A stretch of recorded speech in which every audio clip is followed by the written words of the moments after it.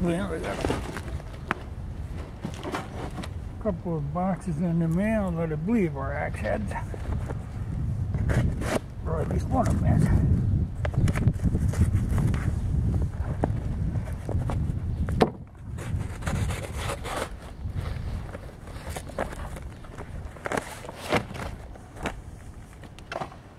So let's see what we got.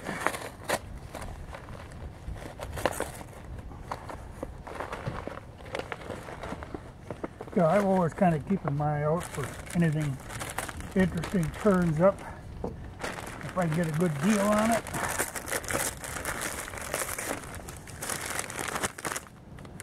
Yeah, I certainly better wrap.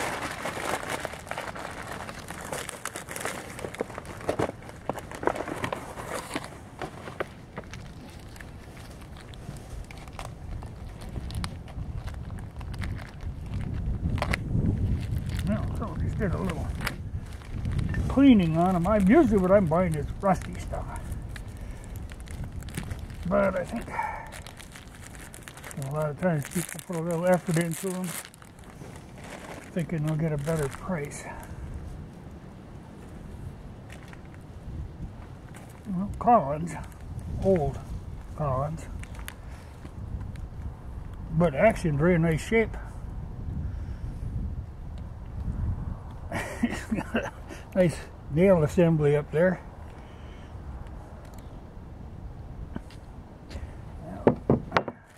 Yeah, I like the shape of it. That's got to be like 4 pounds.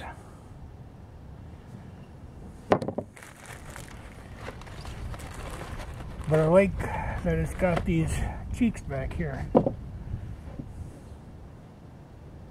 Yeah, she's actually in very good shape. I can barely make it out, but it says the Collins. Yeah, I can't read the rest of it. But I'm going to glass bead this anyway. I really wouldn't hardly have to, though.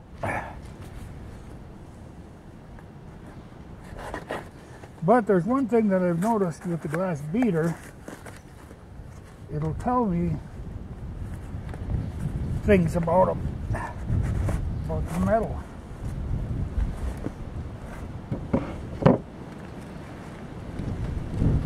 This again is a Collins,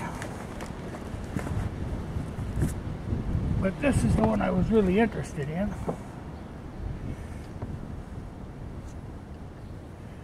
Because I believe it's a 5-pounder. I'll have to wait to make sure, but it says 5 on it, and I think that means a 5-pounder. But you'll notice it's got a very high pull on it, and it's beveled on the edges. And it isn't all really mushed up, you know, like a lot of times that they are. Though you can see it's been used for beating. But I'm sure what I've got here is a rafting axe that has a hardened pawl on it, because it's made for driving in the big staples with chains on for hooking log rafts together, you know, that sort of thing. And for driving wedges, you know, the steel wedges. But they bevel them corners so that they don't chip off. So if you see one, you know, with a high and not all beat up, it's a good chance that's what it is. But they're usually very heavy. But what I say, you know, like when I run them in the glass beater now, I can tell exactly where the hardness is on them because it sparks differently. You know, the glass beads will put off a little spark. In the softer metal, it's a different color than it is in the hardened area. And after it comes out of the beater, it will show up frosty kind of on this and polished on the hardened stuff. So I can tell exactly, you know, when you take them out of that, it tells me exactly what kind of shape they're in. But when you see one like this that isn't all beat up here and stuff, I think this whole thing is hard. You know, I don't think any of it's soft. But yeah, that's interesting. I have to weigh that though.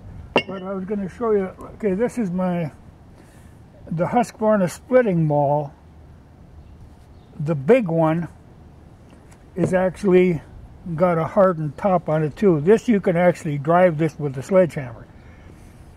But you'll notice that, and that's only on the big one. The other ones aren't that way, but this one, you can impact it. Well, this has got that same, where it's beveled on the edges so you don't chip pieces out.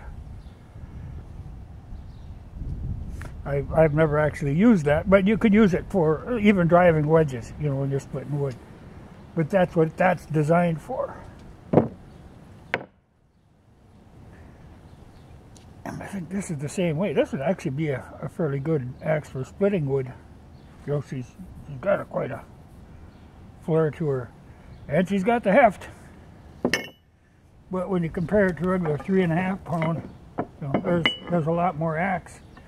But most of that lot more axe is up in the top. But that's what this one makes me a little curious, because this one has a little more up here than I would expect. Just a little. Only like a 1/4 inch more, and there's a slight difference in shading right there too. So this one could be hardened up here too, but it might only be that very top part.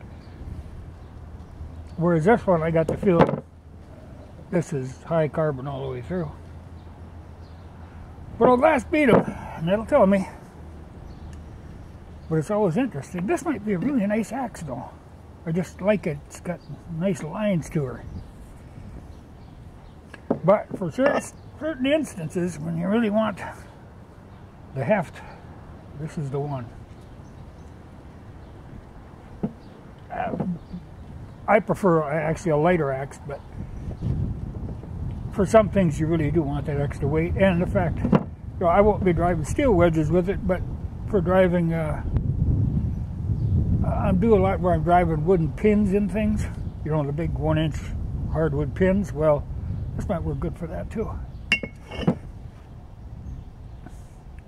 But, well, first I better get the drill out and get rid of this, because that is the easiest way to take these out. Well, I'll pull the nails out first, then I'll drill a bunch of holes in her, and I think she'll just come right back out. Because she must have been fairly loose in there that they had to put all them nails in. Yeah, there's no steel wedge, wooden wedge, and then a pile of nails. That gives me a project I do on a cold day.